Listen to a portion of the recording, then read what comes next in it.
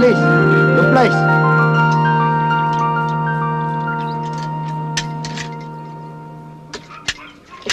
Screwdriver.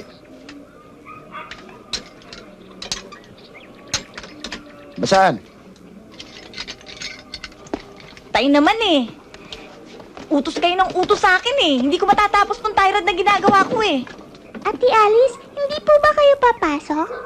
Oh, tay, tanghali na pala ipapasok pa ako eh. Oy, sino ang makakatulong ko sa paggawa ng jeep? Sandali na lang naman tapos na yan eh. Eh, malilate ako eh.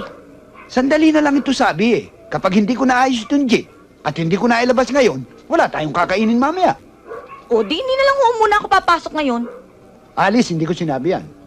Eh, malilate na nga ho ako eh. Ang kulit mo talaga. Sige na, sige na. Eh, kung gusto niyo naman eh, di titigil na lang ako sa pag-aaral. Tutulungan ko na lang kayo dito. Ko, yan naman ang hirap sa'yo, Alice eh. Wala kang ipinananakot sa akin kundi titigil ka sa pagpasok. Hindi pwede. Sige, lakad na. Eh, baka gusto niyo eh. Hirap na hirap kayo eh. Hindi na nga sabi eh. Sige, mag-aral ka. Eh, yung ano... Ano na naman yung kinikibot-kibot ng uso mo at senyas ka ng senyas? taon! Baon! Oo. Nakita mo hindi pa mo bibiyahe yung jeep.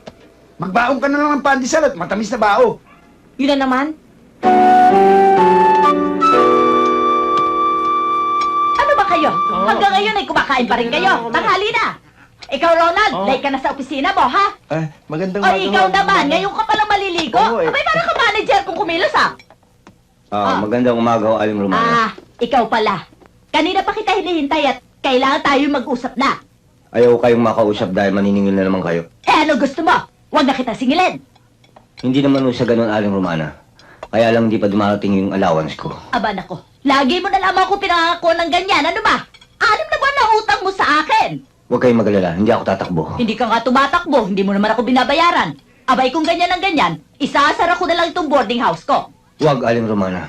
Bakit? Dahil pag isinara ninyo, hindi kayo makakalabas. Oo nga, ano? Oy, Leon, kung lahat ng borders ko ay katulad mo, wala akong kikitain. Ibahin ninyo ako, Aling Romana.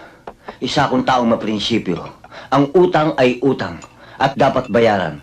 Hayaan ninyo, pag dumating ang allowance ko, kayong una kong babayaran. Hindi ko kailangan ng prinsipyo mo eh. Ang kailangan ko, kwarta. Ngayon, kung hindi ka makakabayad, ang mabuti pa, humanap ka na lang ng ibang boarding house.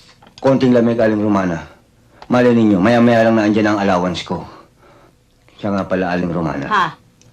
Mayroon akong isang mahalagang bagay na sasabihin sa inyo. Ano yun? Baka mahuli ako sa eskwela. Sige na, pumasok ka na. Salamat ho.